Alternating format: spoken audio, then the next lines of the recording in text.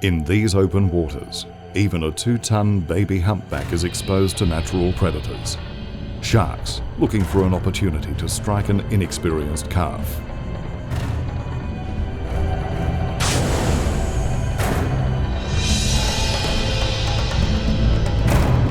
This time, they escape to safer waters inshore.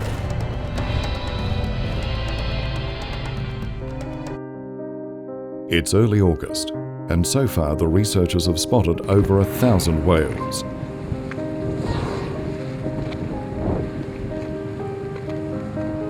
We managed to basically track the whales into the Camden Sound region, and they seem to be coming into the northeastern quadrant of the field area. I've seen a calf which I reckon would have been less than a week old last year. It was grey and still had its dorsal fin sort of floppy and leaning over, and it was sort of grey, blotchy colour. Wasn't a whole black yet. Yeah, brand new. The whales have been coming probably to Camden Sound for thousands of years. It's their nursery ground, it's their sort of kindergarten, it's the maternity ward for them. So they're coming there to basically have their young and possibly to breed. The theory might be that if there's high productivity in the water, high zooplankton, the whales may in fact be in some way feeding in those inshore areas. And similarly, they might also be feeding on things like squid and prawns and shrimp. So we don't know that yet. What we do know is that the majority of those whales that we've been sighting are in that inshore Camden Sound area, especially the mothers and their calves.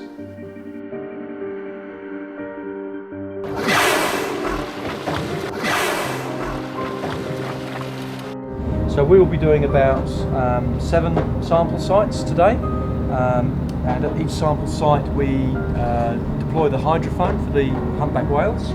Yeah, Kev, we're in 43 metres of water and the temperature is 26.7 degrees Celsius and we're online now.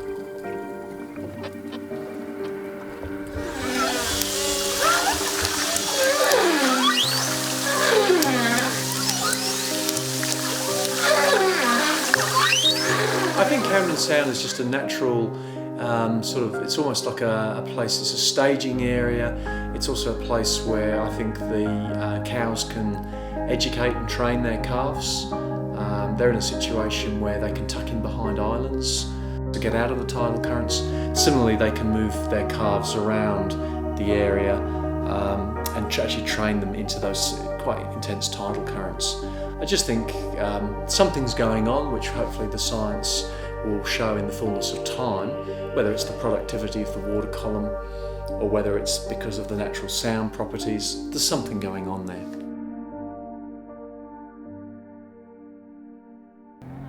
Having given up on the second tide gauge for lost, the team sets out to look for the third buoy. This time, they find it much more easily.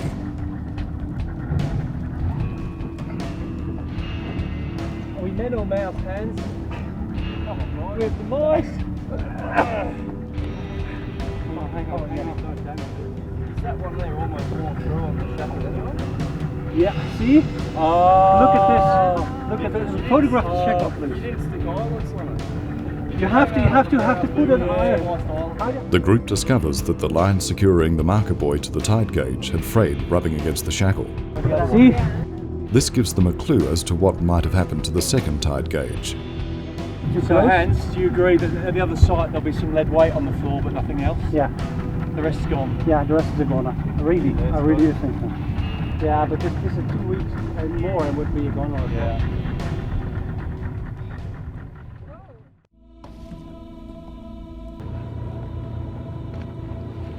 Graham is ready for Montgomery Reef and does some final tests. Forward, Josh.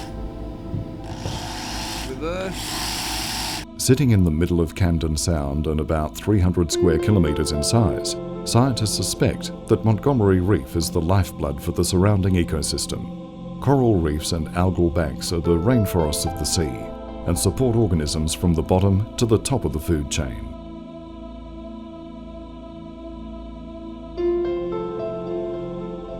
Montgomery Reef basically It's a very highly productive area with beautiful fringing corals around the edge of the reef crest, and tomorrow we're going to be going there and hopefully getting the first underwater transects using the remotely operated vehicle, the ROV, and we'll be able to see what's down there.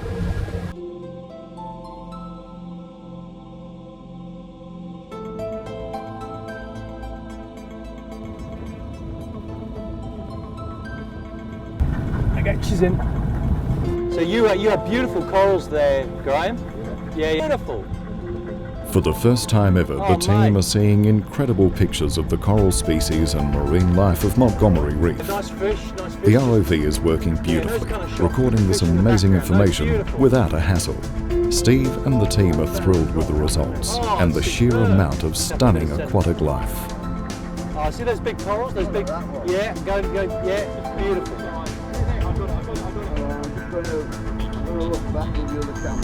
That coral's called Pectinia. Can I say, it's probably the first underwater video of Montgomery Reef. I'd stand corrected, but I think it's just brilliant.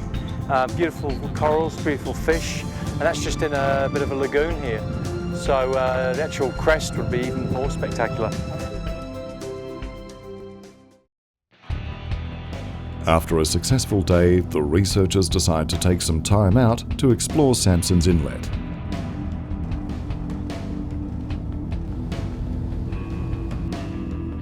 Where we're going, there are crocodiles, so there's absolutely no swimming at all. Take care hopping in and out of the dinghies as well. We ask you to sort of walk down the steps and straight into the dinghies, and instead of hanging around down on that duckboard area. We have seen them jump out of the water and sit on the duckboard before.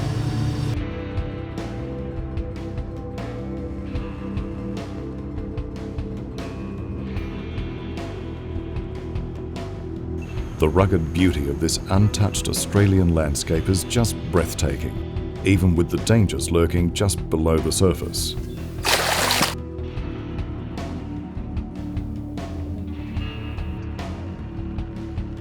It's also a perfect spot for some fishing.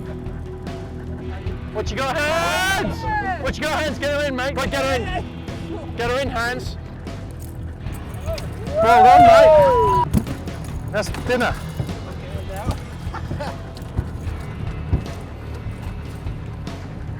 Well done, well done. What kind of fish is Queenie. Yeah. They're pretty good. Yeah, a bit more, just a touch more.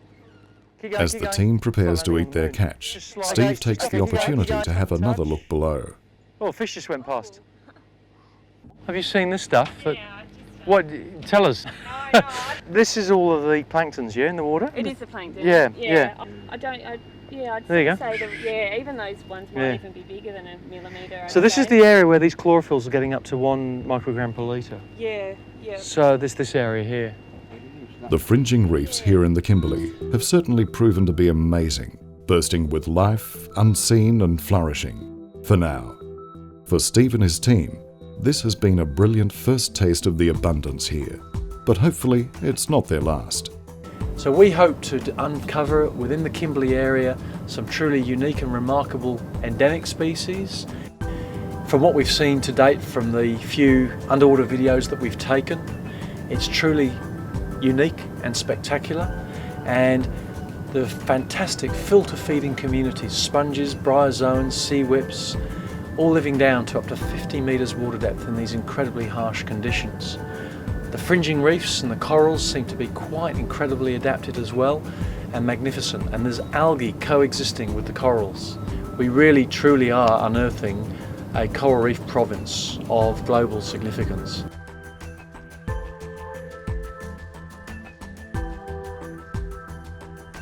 So now it's time for the team to return home and process their information. But this amazing area has one last surprise in store for them. We were on the exit track leaving the field area, and suddenly we sighted about 3 spouts. Okay, they're coming round to the boat, guys. Charge. Look, here comes the other one.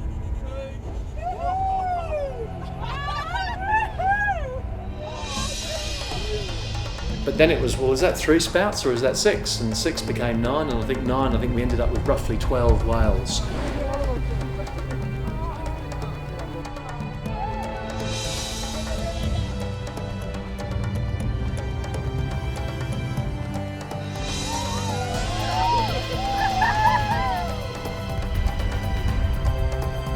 where we saw the megapod of whales is in an area that might be termed a staging area for basically going down south later on. So I got the impression that they were sort of jockeying for position. It is the end of the season, and a mother and calf are ready for a new adventure. They've met a male humpback who will accompany them on to the cooler feeding grounds of Antarctica. On their way, this calf will learn the distinctive whale songs that all male humpbacks sing.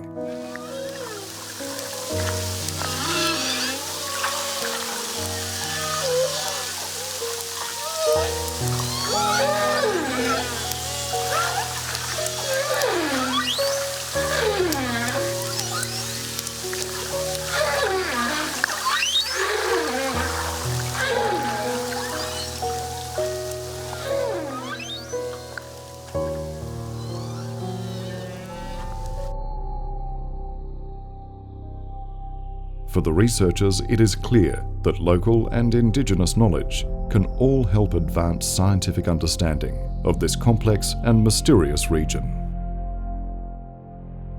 They have only begun to uncover some of its secrets, but their experience is testimony to how incredibly important this fragile area is to all of us. The Kimberley region, it's vast, it's wild, it's magnificent, and it's relatively untouched. And for a marine scientist, it's just a dream come true because of the opportunities and the range of habitats and unique environments that is the Kimberley coastline.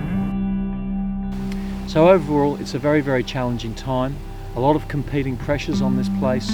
I think it's the increase in visitor numbers as people get to understand how beautiful and magnificent this place is. There's the obvious issues around infrastructure development with the exploitation of the offshore gas reserves in the Browns Basin. And I guess we all hope that the various tiers of government and industry can work together, and with the local communities, and in particular with the Indigenous communities up in the Kimberley region, to get the optimal outcomes.